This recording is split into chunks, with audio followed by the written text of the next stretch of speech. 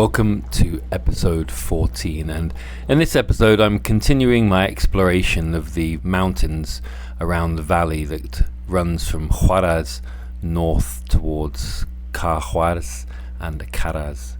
First, I'm driving high up into the mountains again to find Yanganuco, a lake.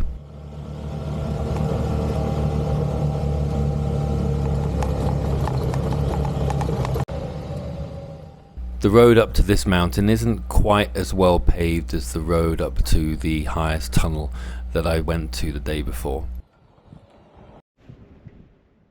But that actually made it nicer in a way. There was far less traffic passing, and I could drive around the beautifully coloured lake and explore a little further.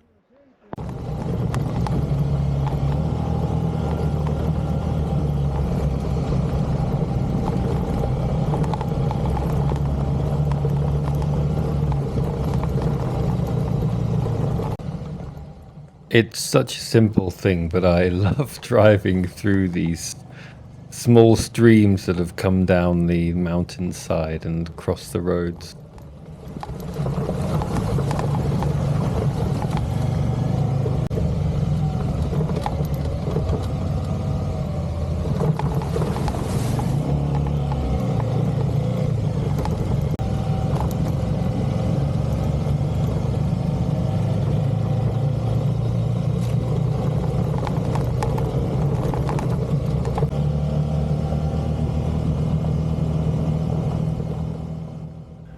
Because of the lake, there's actually a little bit of tourism infrastructure here. There's a small cafe, although that was closed when I was there, and a couple of other buildings and some boats to go on rides across the lake. There were also some women selling snacks, and I thought I'd go and say hi.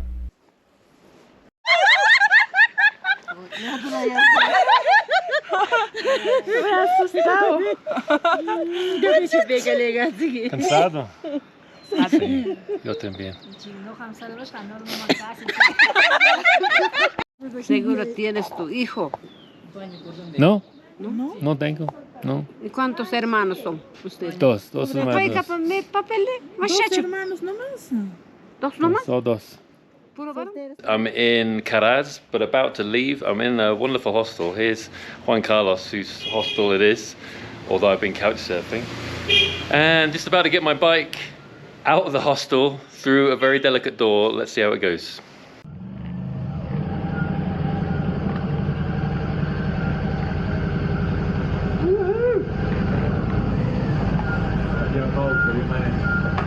No problem. What did I do last time? Did I just go down there?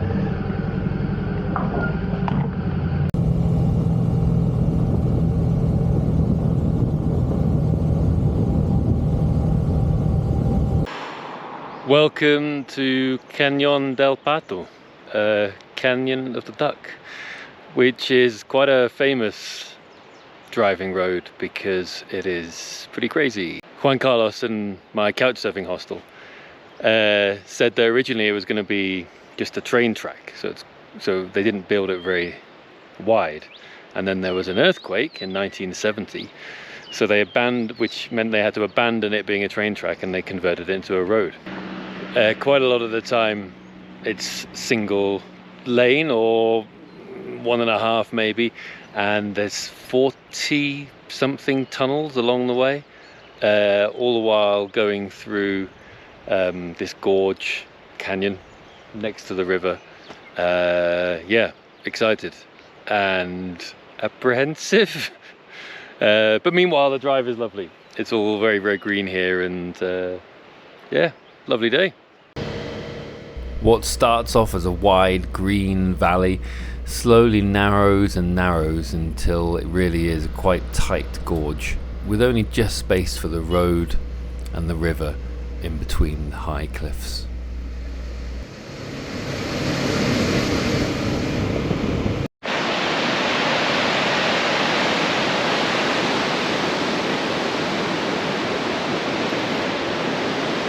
So sometimes the road's so narrow that, yeah, you're actually supposed to honk your horn to let vehicles know you're coming around the corner.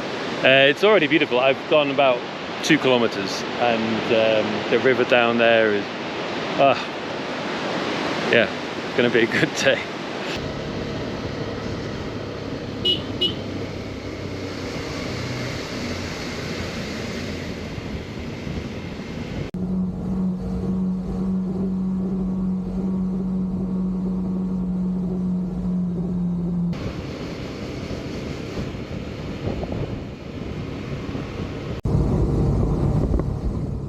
Like some other tunnels I had passed through in Peru, it was really great seeing the bare rock inside them, as if someone had clawed the pieces of rock away with their hands.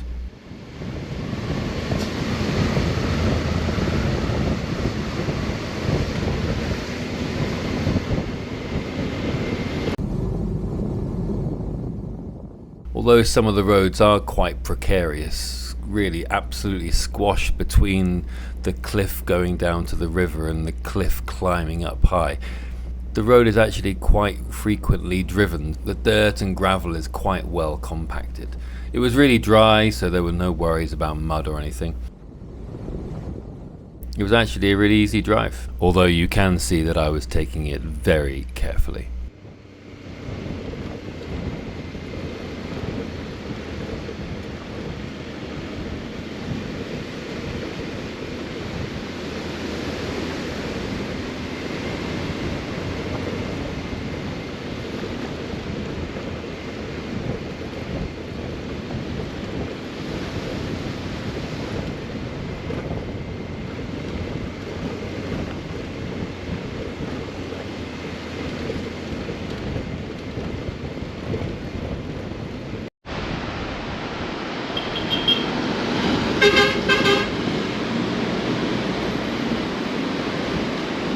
Obviously a bus going down this tiny road. Wow, I don't want to be coming the other way to one of those and having to squeeze somewhere.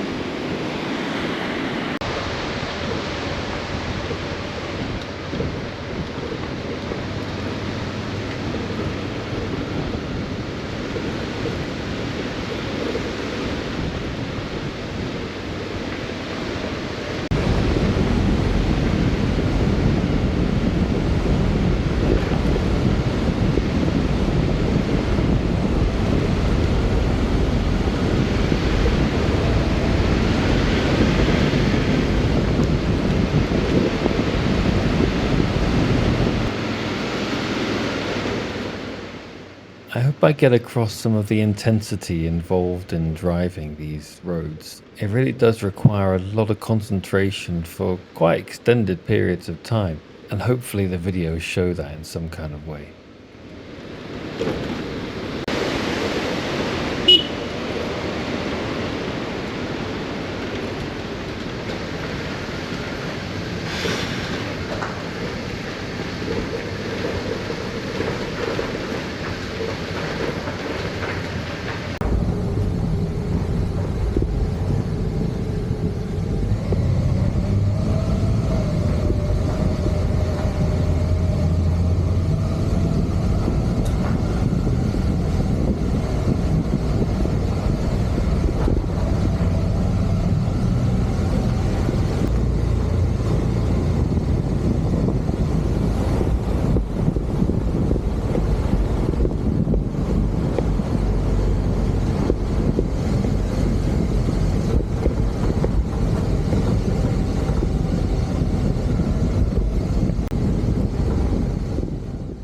On my journey so far, I've seen many great road signs warning you of different animals that might be crossing the road, but this sign is my favorite. It's warning you of falling rocks and has quite clearly been hit by many falling rocks itself.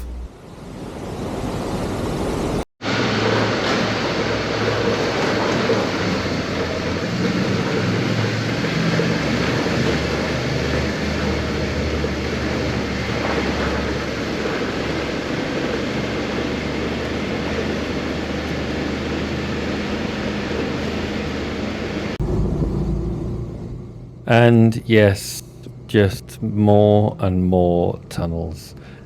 I can't help but think what it must have been like to construct this incredible road over 100 years ago. The engineering and effort required must have been immense.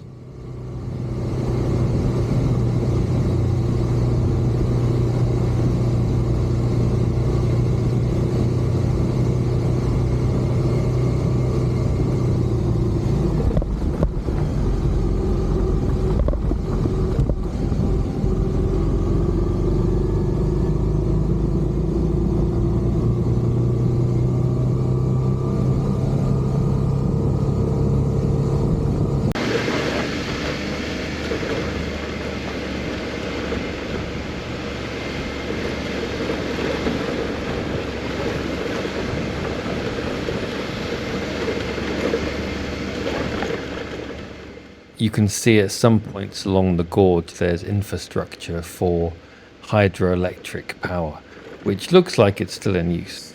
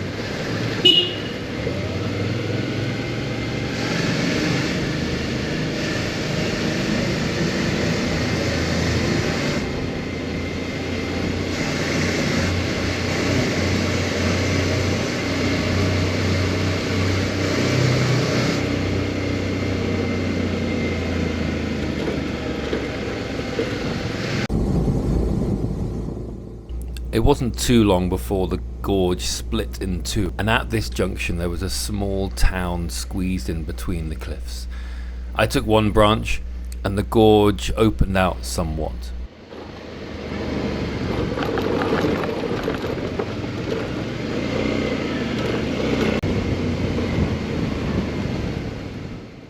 But even though this section wasn't as narrow as the first part, it was still beautiful and a really great fun drive.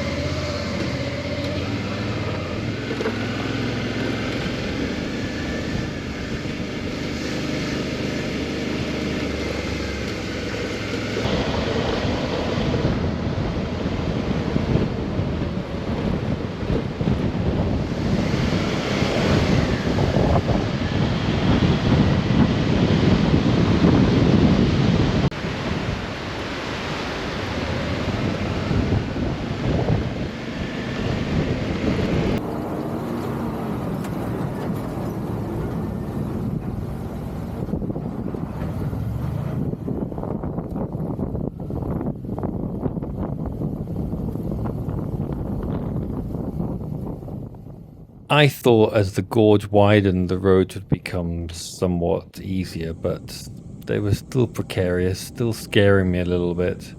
And, of course, there were yet more tunnels.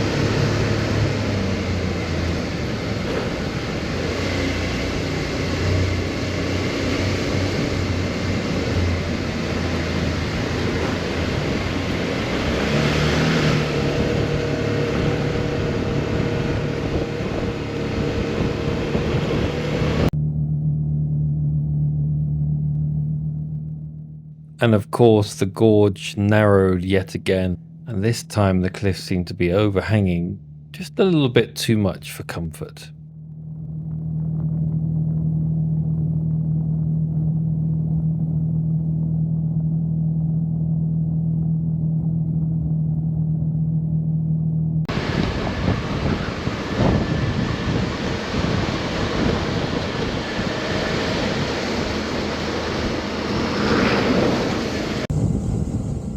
Or maybe they were overhanging a lot.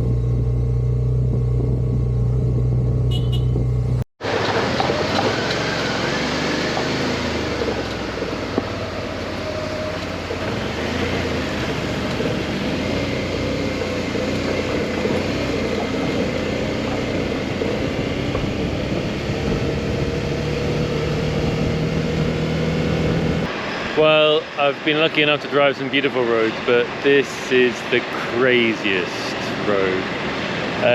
Just when you think it's gonna calm down a bit. Excuse me while the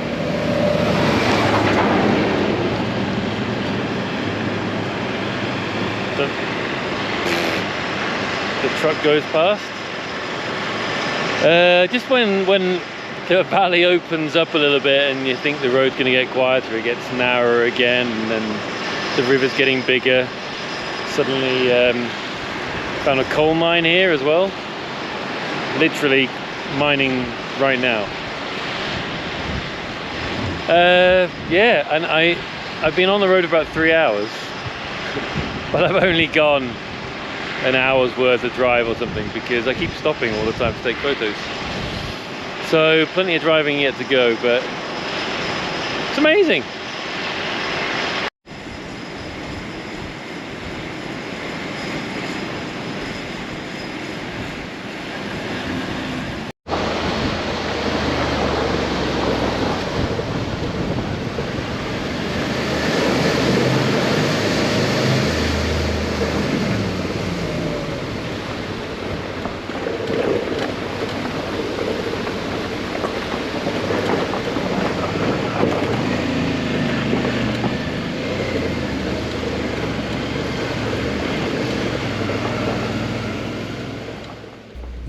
Much later, I finally reached a paved section, and I thought that the dirt and tracks were over. Of course they weren't. I don't know why I thought that. It seemed that some sections have been paved, but regular landslides cover them up again, and therefore the process of building roads seems to be never ending here.